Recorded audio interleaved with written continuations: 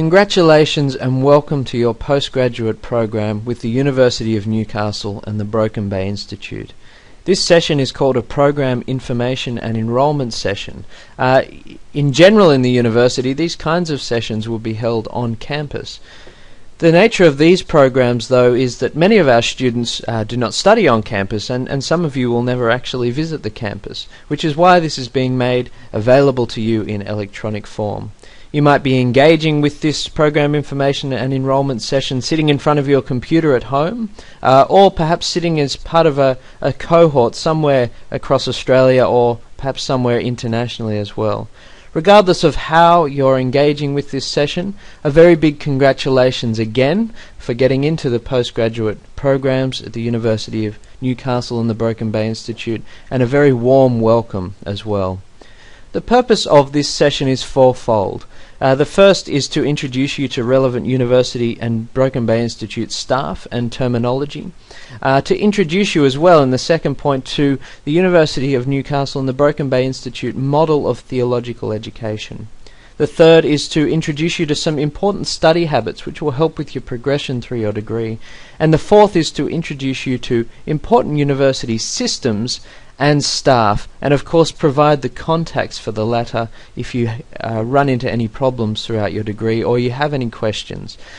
So as a whole, the session is designed as an introductory session to give you an orientation into the degree programs that you're a part of, and to allow you then to feel comfortable and to know where to go for help in the progression throughout your degree program. You're listening and watching this because you're enrolled in the Graduate Certificate or Masters in Theology. My name is Dr. Dan Fleming, and I'm the Dean of Studies and Lecturer in Theology and Ethics at the Broken Bay Institute, and also a conjoint lecturer for the School of Humanities and Social Sciences at the University of Newcastle.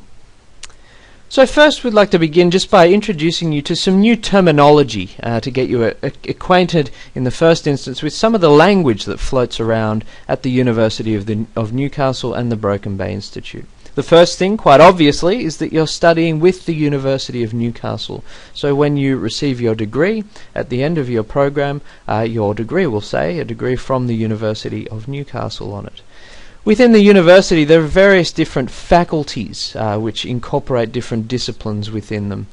The faculty of which we are a part is the Faculty of Education and Arts. Within those faculties there are different schools which get more specific still in terms of what discipline areas they offer within them, and the school of which we are a part is the School of Humanities and Social Sciences.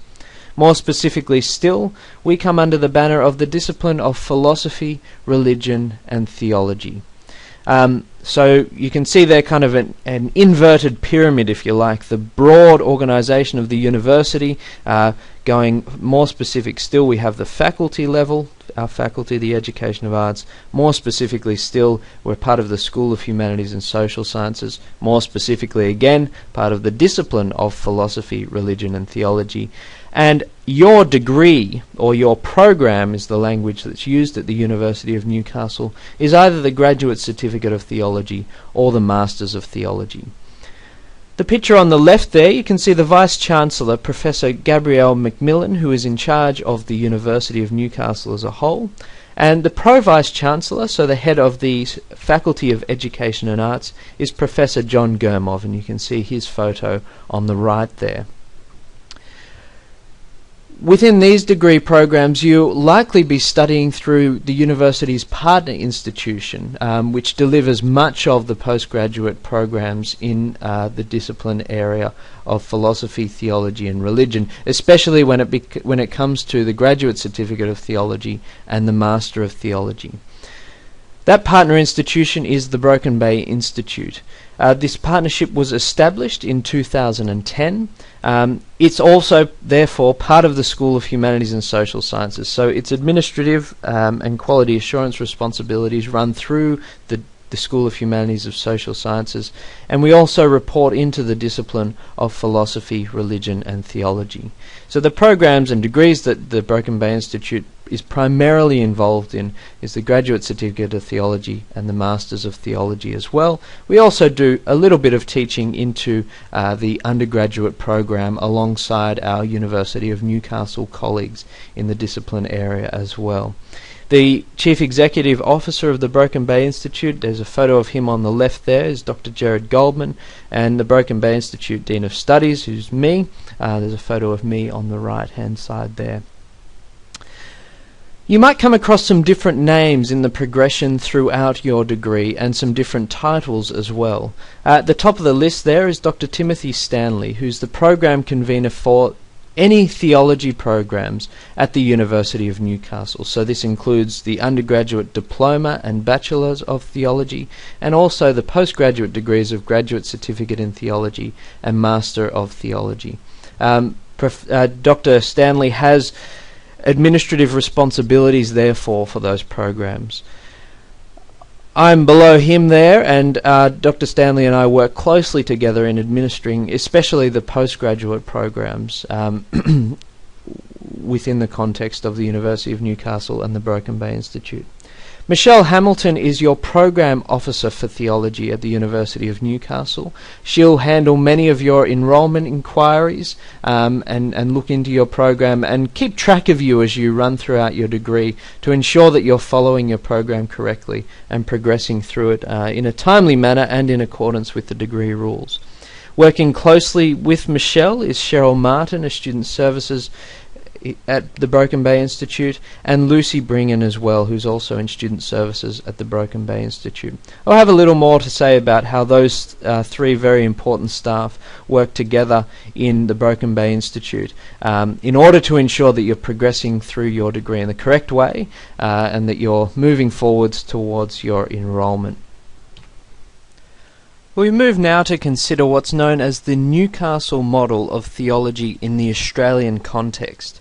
To understand why there's such a thing as the Newcastle model of theology and why it's unique in our Australian context, it's important to understand a little bit of the history and I suppose some of the issues surrounding religion in Australia at large, things that you'd be familiar with anyway as people who either live in or know something about Australia, given that you're studying through an Australian institution, but things which we can, as theology tends to do and as the social sciences tend to do, take things that are kind of implicit and we accept unconsciously and bring them to consciousness to try and understand them and critique them as well.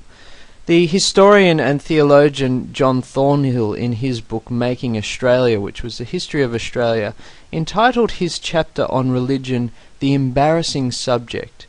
And that really gets to the heart of what role, or perhaps not, religion has played in the Australian context at large. In general, religion in Australia is discussed sometimes, but most of the time not. It's something that people are allowed to have, people do have, people are a part of. It's somewhat a part of public discussion, but in general it's something to be kept quiet. It's not something that you look into in any sort of deep manner. It's certainly not something that you bring up at a dinner party or at a pub on the Friday evening, unless you want to be kind of thrown in the category of one of those crazies, for example, who talks about religion too much. There are a diversity of reasons for this which we simply don't have time to go into now, but which you'll hopefully explore in some of your courses as you travel through your degree program. But what it's led to in the Australian context is a real lack of in-depth and critical exploration of religion. This hasn't served us well because in our current context, in our multi-religious and secular society, the capacity to think critically through the questions raised by the religions, the questions raised about the religions, and the questions raised between the religions, which some authors see as some of the key, or really a key definition of what theology is on about, has not been there. This has been compounded by the fact that in the Australian context, theology traditionally hasn't been part of the big universities. explicitly, in fact, when one goes back to the Constitution of Sydney University when it was established, theology was written out of the curriculum, and it's made explicit there that there shouldn't ever be a faculty of theology at the university. And so the public and secular universities throughout the country have never had faculties or disciplines of theology within them. Where theology has been in the Australian context has typically been theologies particular using that word over and over again, particular religious groups. So for example, the Catholics will have their own theology colleges, the Pentecostals will have their own theology colleges, the Greek Orthodox will have their own theology colleges, and it's typically been a Christian game in Australia as well. Typically those kinds of colleges, which sometimes have links and are accredited through universities but still operate quite independently of them, typically those kind of colleges are set up mostly for the training of ministers, whether they're lay or ordained, and also perhaps for some interested people along the way. Now, indeed, part of theology's function is to help particular traditions think about themselves, think about their place in the world, think about their practices, think about how to train their ministers, and so on. In our current context, though, given that religion is a presence in the world today, and we'll speak about this a little more in a moment, it's hugely important that theology does more than that. I mean, it needs to do that as well. It's very important on that level. But it also needs to seek those answers and responses, and intelligent and critical responses to those questions which are asked on other levels as well, such as the questions that are raised between the religions, or how does religion relate to secular society? What role does faith play in our current context in 21st century Australia, if any? What role should faith play in politics, for example? All of these kind of hugely important questions can't be dealt with on the same level if they're just held on to by individuals or individual groups speaking among themselves, as it were. This isn't to say that there hasn't been some dialogue in the Australian context, but there really hasn't been a forum in the public square for this to happen. It's compounded, as I said, by the presence, or the problem itself is compounded by the presence of theological discourse in the current context. And this is still a part of our current context, despite predictions of secularists, the secularist prophets as they're called by many authors, in the 20th century, who and earlier in fact, who basically decided that religion was on its way out. Religion, and therefore theology, the critical thinking through religion, was from the inside, as it were, as it was understood then. Theology was on its way out because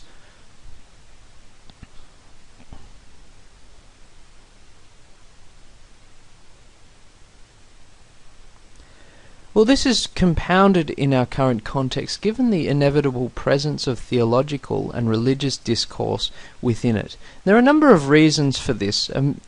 Take a step back to the 20th century, and in fact earlier, with the secularist prophets, as it were, as they're referred to, predicting that religion itself would no longer play a role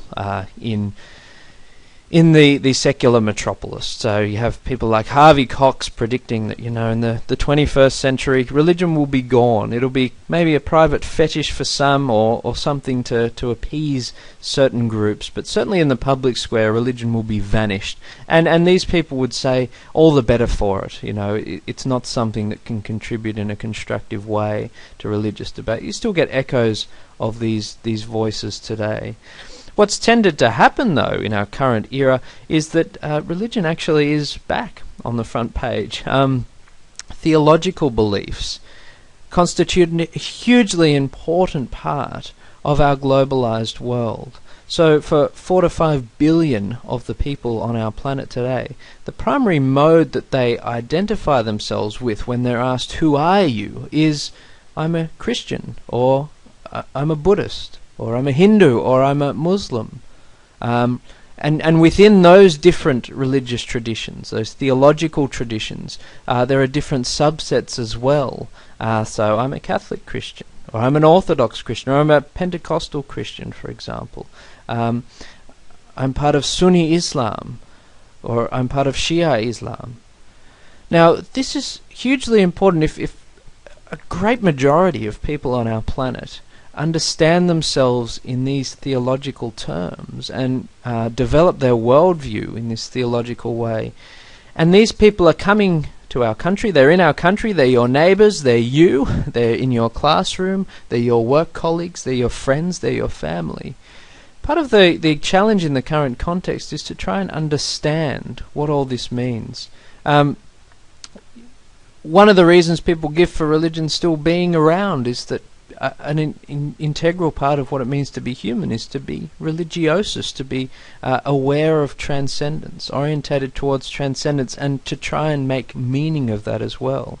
We see religions back on the front page for all the right and the wrong reasons. How do we make sense of this?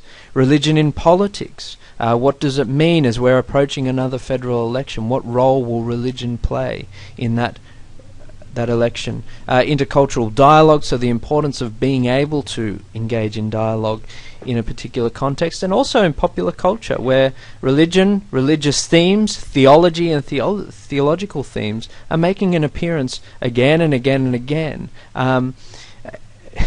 with the need to be able to engage with them critically, to ask questions of them, to ask questions about the truth claims that they're making on all of those different levels. So the importance of theology in this context as a discipline which seeks to try and understand the questions raised by, about, and between the religions is hugely important. The other thing to note here that it's strange in the Australian context that theology has been made a discipline on the edges, as it were, whereas in the very earliest universities, and we're talking about the establishment of universities here back in Paris, in Oxford, and all of these places, in Naples as well, theology was a discipline among the disciplines. It was a discipline which talked to the other disciplines. It was a discipline which in many ways was at the heart of the other disciplines. Theology gave people reasons for engaging in the sciences, for example. So from the earliest time, theology has been a discipline which is accountable to, listens to, and tries to seek an understanding of the other disciplines, and also seeks to speak into them as well, to try and understand what role it plays within the multifaceted disciplines of the academy. So from the earliest time, this has been the case, and for this interesting phenomenon in Australia that actually theology hasn't been a part of the big universities that have developed here, aside from those universities that have a particular religious affiliation. David Ford, the Cambridge theologian, talks about a threefold responsibility of theology, and this isn't a bad way of kind of getting into the mind of perhaps what's going on here and understanding what's going on here. In the first instance, he suggests that theology is responsible to the other disciplines. So theology has a responsibility to listen to the newest understandings coming out of science, to look to the faculties of law and understand law, to look at the humanities, to look at the other humanities, such as the social sciences, and try and seek understanding in the psychologists. What are they saying about religion and theology? To listen to them and ask what implications they have. And also to talk into them about, what are the questions being raised about religions in this context? What are the truth claims being raised here, and how can we critique and understand them? So the first responsibility is to the other disciplines. The second responsibility is to churches and to other religious institutions. As I mentioned before, there's certainly a need for individual religious communities to seek understanding of themselves and their place within the world. And the third responsibility that Ford argues for is a responsibility to society at large, that theology as a discipline has a responsibility to try and provide a language, to provide the skills, to provide the habits, to provide the dispositions for the kind of, in our multi-faith and secular society, for the engagement between different religious and secular worldviews to be able to be navigated in an intelligent, robust and critical manner. That's the first and the last in some ways have been missing in the Australian context. So theology in the Australian context may have fulfilled its responsibility to individual ecclesial communities, for example, but as a discipline among disciplines, something's been lacking there, and also in terms of responsibility to society at large, something's been lacking there, which is perhaps why religions still the embarrassing subject, perhaps why the engagements in topics around religion tend to happen on a superficial level without the kind of intellectual rigour and intelligent debate that we see in other spheres. This is why the University of Newcastle's decision, which was enacted in 2007 to bring theology into a public and secular university, was an innovative move, a move which reflected the need for theology not only to be responsible to particular religious communities, but also to be responsible to the other disciplines and to society at large as well. The argument being that theology, as the discipline which seeks to understand the questions raised by and about and between the religions, and responses to those questions, is hugely important in navigating this current context. And so in the bachelor degree of theology at the University of Newcastle, you'd have students engaging in theology courses from a wide variety of disciplines. Why? Because they think that, and they find in the theology programs that whatever career they're going into, whether it's nursing, teaching, engineering, the majority of people in this global world they're going to encounter are going to be identifying themselves in religious terms and understanding what that means, where it comes from, how to engage with that in a critical and robust manner is hugely important. So that's the history behind why it's significant that the University of Newcastle offers theology programs in the Australian context. In terms of the Broken Bay Institute's partnership, this reveals the Broken Bay Institute beginning as a small institution for adult education post Second Vatican Council, and moving from that into a relationship with the Sydney College of Divinity as its accrediting body, and becoming bigger still as an online and distance provider of theological programs throughout the Australian context.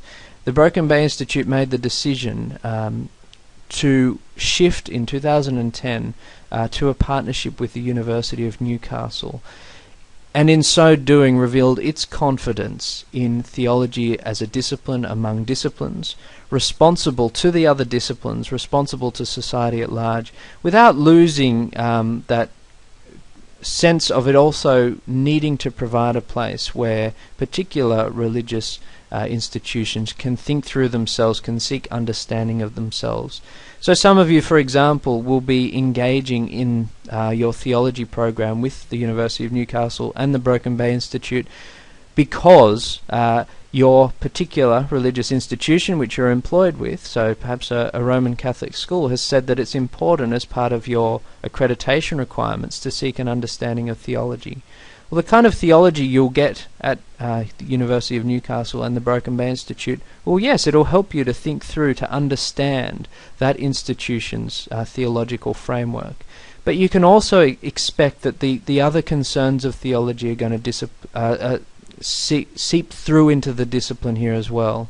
You can expect that we're going to be discussing how theology relates to the other disciplines within the context of a university, and within the context of the broad array of knowledge that's available at the moment as well. And you can also expect that we're going to be asking questions about what role theology plays for society as a whole in our globalized, multi-faith and multi-secular world.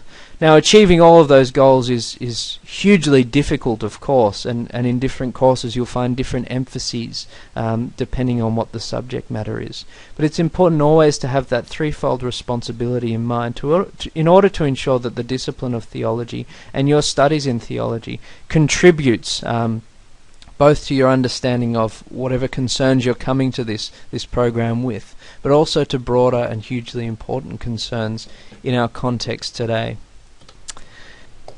So in the next part of the session here, I want to introduce you to some of what we call the virtues of the mind, the habits that will help with your study of theology throughout the progression of your degree. Given that you've all got undergraduate degrees, you would have engaged with different methodologies for dealing with your studies and working through them in an effective way. So in some ways this might be a refresher, this might be information that you're already familiar with. In other ways it might be new ways of thinking about engaging with your learning. We're well and truly aware that the majority of students who engage with the graduate certificate and masters of theology are working full-time as well.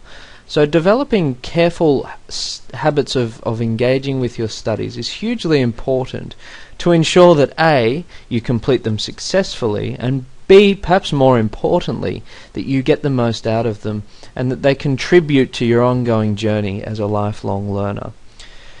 The background of discussing engaging with learning in this kind of a way as habit and virtue comes from a long philosophical and theological tradition. Philosophically beginning with Aristotle, the very famous Greek philosopher, and then moving through, or kind of escaping from the Western tradition for many years there, recovered by, or kept through Islam up until the Middle Ages, where again the West rediscovered Aristotle basically through the very early foundations of the universities, and theologians such as Aquinas taking Aristotle on and uncovering his meaning for theological understanding and discourse as well. Both of these authors, these famous authors, as kind of paradigmatic cases in the study of habit throughout time, in their kind of analysis of human beings, notice that what we tend to do as humans is develop habits over a period of time. It's not as if we are kind of disjointed behavioral creatures who act one way in one moment and a completely different way in the next. Sometimes that happens, to be sure, but in the main what we do is develop habits over a period of time which enact themselves more or less automatically when we engage with certain kinds of situations. An example of this could be a habit that you engage with when you wake up in the morning. Often you'll hardly think about your morning routine, whether that involves waking up, going for a walk, having breakfast, having a shower, cleaning your teeth, and so on.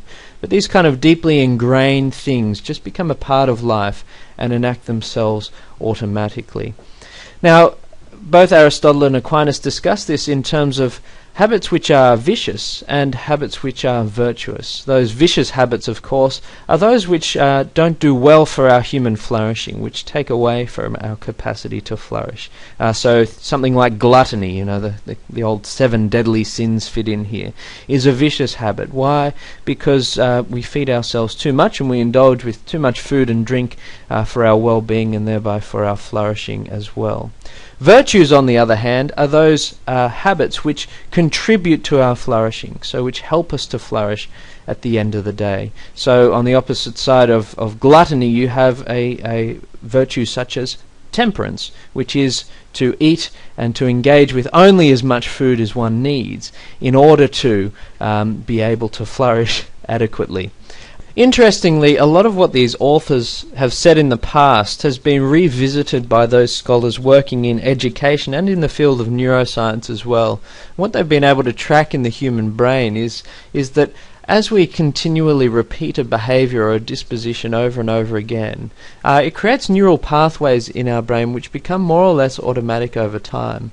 Those pathways are strengthened and can convey information, behavior, or the electrical signals which lead to behavior more and more quickly as they develop over time. In a similar kind of way to if you're exercising a muscle in a particular way, it will develop and become more strong. Exercising behaviors in particular ways will strengthen the pathways which sit behind them and develop them still further in order to allow them to activate in a more automatic way. What's interesting about this for study then? I mean, clearly it's interesting in terms of the moral life, but what about study?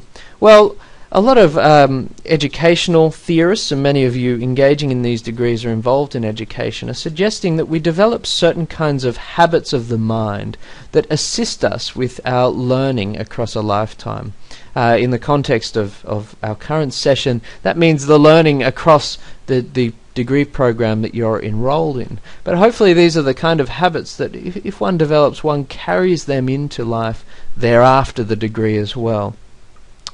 So there are certain virtues of the mind, and I call them virtues simply because they're positive habits of the mind, which help towards an intellectual flourishing that will assist with your journey through the degree. These habits, and these virtues, if cultivated well, might be difficult to begin with right from the beginning. But if you practice them enough, what the research is telling us is that they've become more and more automatic. They become more and more dispositions which are natural to you, in other words, and which allow you thereby to engage with your studies in a more adequate way, but perhaps in a way that feels a lot more natural and a lot easier as well. In other words, whilst it might be hard to get into the practice of doing some of these things right at the beginning, if you practice them consistently and make them into habits and into virtues, they'll become automatic parts of your study journey. When this happens, they'll make your study journey a lot more interesting. They'll also make it a lot less stressful. You won't be battling against it all the time. Speaking of time, that's the first virtue of the mind that we'd suggest that you try and cultivate across your degree program. Time is essential in studying any discipline, but especially so when it comes to the disciplines of philosophy, religion and theology. Why is this? Because often we're dealing with questions of ultimate concern, as Paul Tillich would refer to them. We're dealing with things which have a lot of depth, which have a lot of complexity, which perhaps are very personal either for yourself or for people around you as well.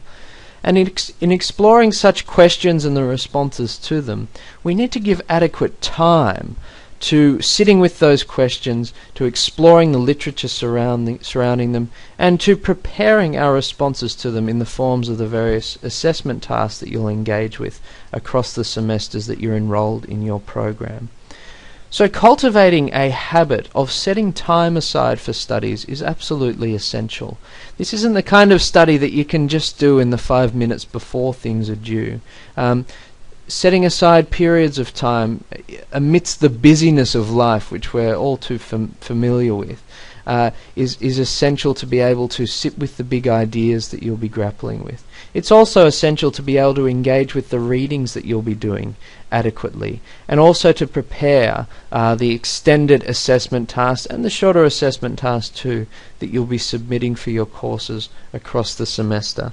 So cultivating a habit of setting time aside whenever it's possible, and blocks of time as well, not just 5 minutes here or there, in order to be able to engage with your studies is one of the key virtues of the mind that we'd encourage. The next one is openness and curiosity. It will be impossible to engage adequately with this degree if you come in with a very closed mind and are not prepared to be surprised, to be shocked perhaps in some cases, and to find something new. The neuroscientist John Medina, in his book Brain Rules, talks about the different dispositions that are essential for the brain to learn. And he tells a story right at the end of his book about his little 2-year-old son and taking his 2-year-old son for a walk. And he's walking along with his 2-year-old, and he's got, I don't know, perhaps 500 meters to walk or something like that. And his little boy stops every 2 meters and finds something on the pathway. So he sees a little ant and he squeals with joy at noticing this little ant and looks at it carefully and tries to understand what's going on with this ant. He sees a little flower and squeals with joy at this little flower and this openness to this flower and wanting to know about it and stop and see. And as the story goes along, Medina says he's impatiently trying to get his kid to walk, more quickly so that they can reach their destination, until he gets to such a point at which he realizes that the kid, his little boy, is actually showing him the greatest virtue of education, this openness and this joy to the new, this kind of willingness to be surprised and delighted in what one comes across as one's walking along. And Medina then asks himself the question, it's taken us 20 minutes to walk 10 meters. How long has it taken any of us 20 minutes to walk 10 meters? Taking it slowly and looking at the surprises that come through in your study of philosophy, religion and theology is hugely important. Being open to new ideas, being curious and being willing to investigate things is another virtue of the mind that will be hugely important as you engage in your studies. The next one is empathy, which might seem a strange kind of a virtue to put in here, but it's hugely important as well. One of the reasons for this is that you're more than likely, in fact certainly, going to come across either fellow students or scholars who you disagree with as you engage in your studies.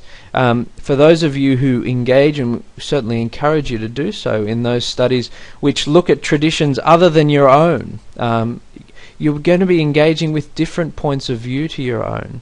And it's hugely important in that context, in order to adequately engage with those different ideas, with those different worldviews, with those different theologies, that you have a degree of empathy. What is empathy? It's the capacity, literally, to feel what another feels. But when we talk about empathy in this context, what we're referring to is an intellectual empathy, a capacity to think as the other thinks. So, as a concrete example of this, when you're engaging in a reading and all of a sudden you think, gosh, I don't agree with what this author is saying, suspending that for at least a period of time, to be able to stand in that author's shoes, to be able to consider that author's point of view seriously, is hugely important in academic study. It may be that your mind is changed as a result of this. It may be that your mind isn't changed, that you more firmly disagree with the author afterwards. Either of those are fine, but the importance of study, especially at postgraduate level, is to be able to stand intellectually in the shoes of another, to understand that point of view. In terms of educational methodologies, this goes way back to the Middle Ages and into theology, as it was originally done in the universities, where in the scholastics context they'd have what they call a disputation method, where in order to disprove an opponent's point of view, you actually had to understand it well enough to defend it in the first place, and only after defending another point of view could you argue against it. This runs against the grain in some senses to what we're used to doing in our current context, especially linking back to what we were saying about theology in the Australian context, especially when theology has tended to be more defensive and without the capacity to engage in critical conversation with otherness in that context as well. So this is hugely important for that. It's also hugely important when it comes to assessment tasks such as discussion boards, where you'll be engaging with other students on there as well, in order to, not just suspend your own point of view, but for good anyway, but at least suspend it for a period of time in order to consider seriously the perspectives that others are coming from. This isn't an argument for some sort of intellectual relativism. It's an argument for taking seriously other arguments, for taking seriously other points of view, in order to be able to engage with them in a more critical and robust manner. That last point leads to the fourth one there, which is thoroughness. Thinking through things in a thorough manner. Again, one of the problems with theology as it's been done in the Australian context and discussions surrounding religion is that it's always tends to be done on such a superficial level. There's not a great deal of depth in the way that people engage with these issues, engage with these questions. So we have a responsibility to cultivate the virtue of being thorough in the way that we engage with these ideas. The fifth one there is critical thinking. The capacity to engage not only in a kind of explanatory and descriptive way with whatever we're reading and whatever we're writing, but to be critical about it as well. So to read other authors and to read other students and to ask questions about their arguments, to ask questions about where they're coming from, to ask questions about the adequacy of what they're suggesting. This, again, sometimes we think of critical thinking and think, oh, it's such a negative thing. It's not a negative thing, really. It's just an engaging at this level of study. We're engaging at a level at which we need to be critical. We need to ask questions and working up, if you know Bloom's taxonomy, towards those higher order skills of analysis and of critique, in order to ensure that what we're proposing in our own arguments and what we're developing in terms of a set of learning outcomes for our degree programs is at that higher level. So critical thinking is hugely important there. And the final one, of course, is the virtue of good research. Again, this involves all of those capacities that we were talking about before. It involves time, it involves openness and curiosity. It involves empathy, it involves thoroughness, it involves critical thinking. And it also involves the capacity to engage with the huge breadth of information that's available to us in this current context. To cipher that information, to pick out the gems within it, and to remove those bits which are unhelpful for our current project. To use the information systems that are at the kind of tips of your fingers adequately in order to be able to draw on the huge amount of knowledge out there to engage with your studies. So these virtues of the mind are things to practice throughout your degree, and as you practice them more and more, you'll be able to do them more and more automatically.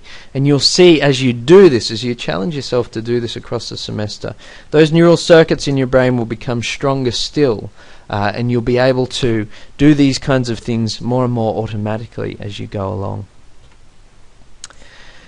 So taking another step now, given that many of you as postgraduate students won't be visiting the campus face-to-face, there's a whole facility available for you on the university website, which is basically your virtual campus.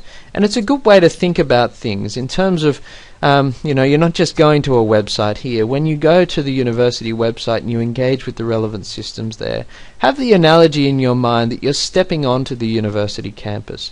The different systems and services and learning opportunities that are available there are equivalent to those that the people on campus would have access to as well. So in this way, nobody's disadvantaged by doing online education. You have access to exactly the same facilities, both learning and otherwise, that students would have available to them on the face-to-face campus at Callaghan, Ourimbah, or one of Newcastle's other campuses. So the first stop, your one-stop shop for logging into any university services, is what's called My UON. You can access it by going to that hyperlink at the top of the page there, and then looking for the Quick Links menu on the right-hand side of the screen, following it down and clicking on My UON there. It'll bring up a picture, or it'll bring up a whole page. On the left-hand side of the page, you'll see this Quick Launch navigation menu. And we'll use this menu and go through each part of it now in order to show you the different university systems. So all you'd need to do to access each of them, and I'll just take my mouse and show you here, is click on the relevant icon, which will take you to that system. So we'll begin with My Hub, which is all about enrolling in the different courses that you'll need to engage with as you run through your program. The two different programs have different structures, obviously, as different programs. The graduate certificate in theology involves 40 units total of study, which is equivalent to 4 courses, each course being worth 10 units of study. It is 1 semester full-time, so the degree can be completed in 1 semester full-time, doing 4 courses across 1 semester, or up to 3 years part-time. As part of the graduate certificate in theology, you must take 20 units of the core courses. So there are 20 units of core courses that everyone who completes the graduate certificate in theology must take. The first of these is Theo 6040, Faith, Revelation and Theology. The second is Theo 6030, Biblical Studies Foundations. It's absolutely crucial that at some point during the progression of your program you take these 2 courses, otherwise you won't be eligible to graduate. If you haven't taken these courses, or if you're not enrolled with them yet, you need to have a plan, either with your cohort group or as an individual, that will ensure that you take them throughout your degree program. There are also 20 units of directed courses, and depending on which specialization you're enrolled in, will determine which directed courses that you can take throughout your progression through this degree. To see which directed courses are available for you, you can see the program handbook, and I've included a link to that handbook there. If you're part of a cohort group, in general, this progression of study has been organized for you. So whoever has organized your cohort group, whether it's a particular education office, for example, they would have sat down with the University of Newcastle and the Broken Bay Institute and decided on a progression of program that is suitable for that context, suitable for the students, and fulfills the university's rule requirements. So if you're part of a cohort group, the cohort group will inform you of the progression that you'll need to take through your degree program. The Master of Theology at present is 80 units total, which equates to 8 courses. This would be 2 semesters or a year full-time, or up to 4 years part-time. Again, there are 20 units of core courses, which are the same as the Graduate Certificate in Theology. These absolutely must be taken by everyone. And then 60 units of a mix between compulsory and directed courses. Again, you can see the program handbook for the options available there. So MyHub is the facility that you use in order to enroll in the courses as you go throughout your program. So clicking on the MyHub option there will help you to enroll into that system, and some of the contacts I'll give you towards the end of the session will be the people you can contact if you need assistance in moving through MyHub. Student email is hugely important, so we've moved to the next part of our quick launch navigation there by clicking on new mail. Student email is hugely important in the context of your degree program. Why is this? Well, it's the primary mode of communication between the university and you, professional staff and you, and the academic staff and you. There are a number of reasons for this. Most importantly, there are legal and privacy issues.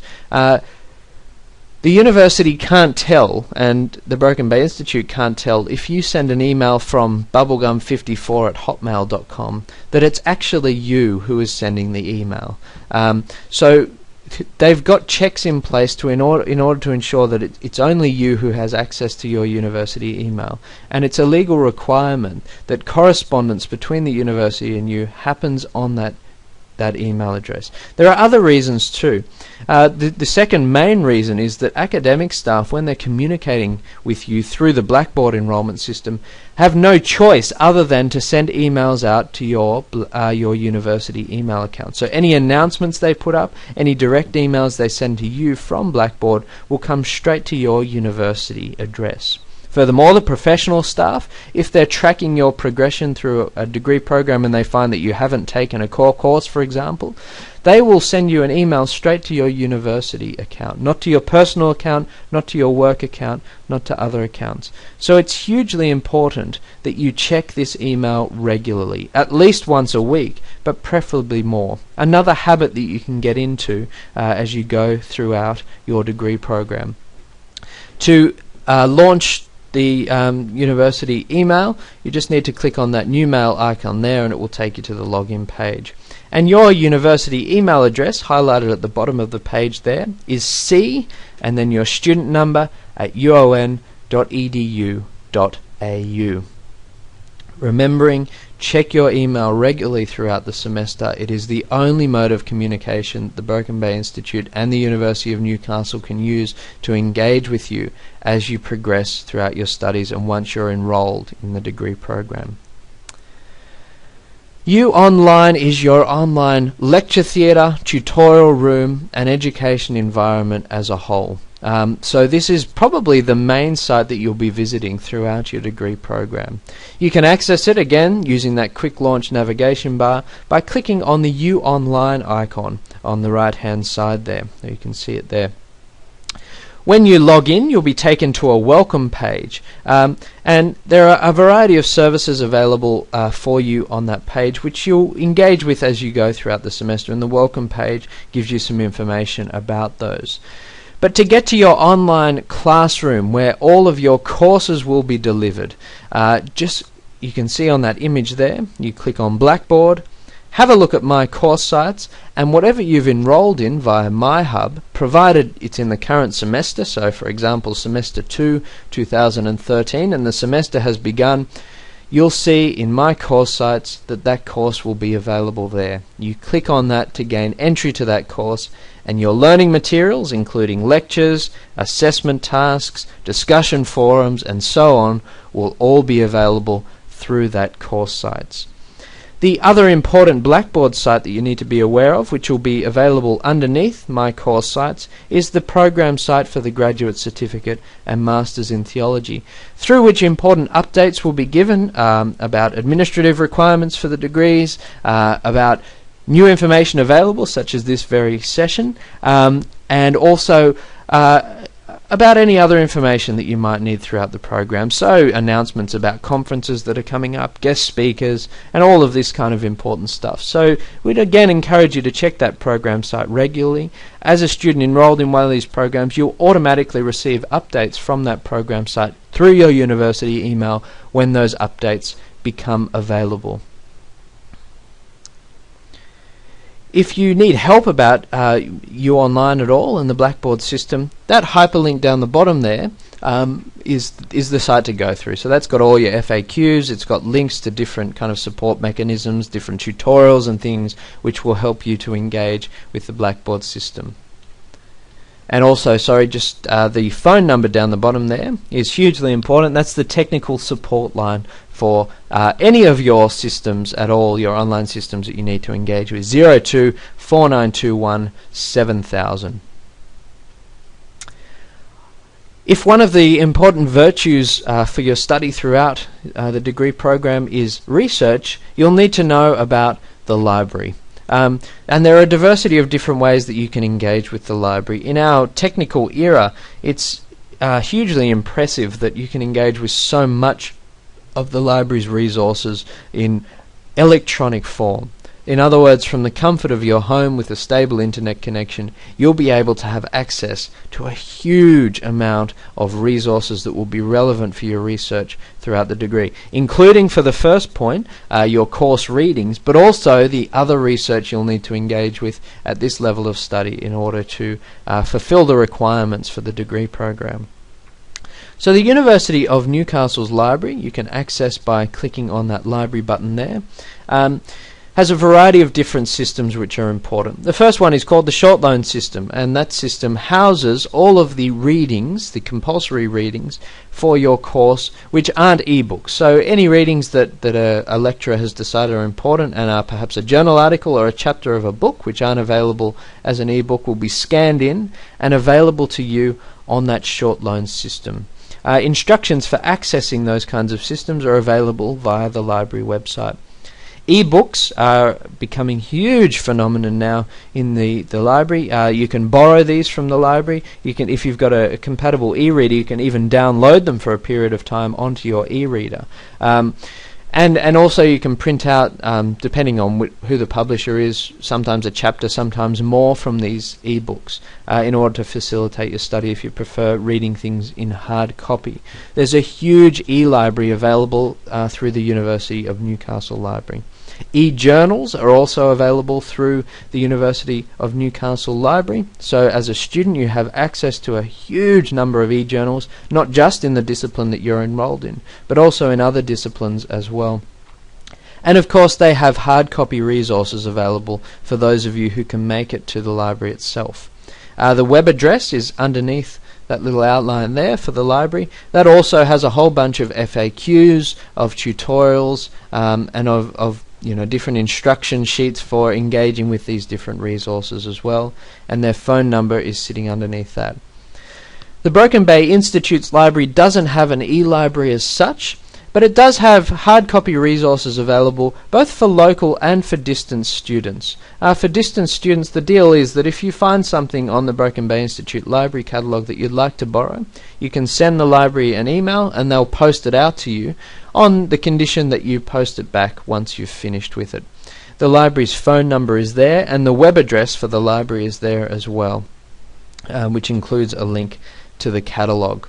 So the library is hugely important for your research and engagement with relevant literature as you go throughout your studies.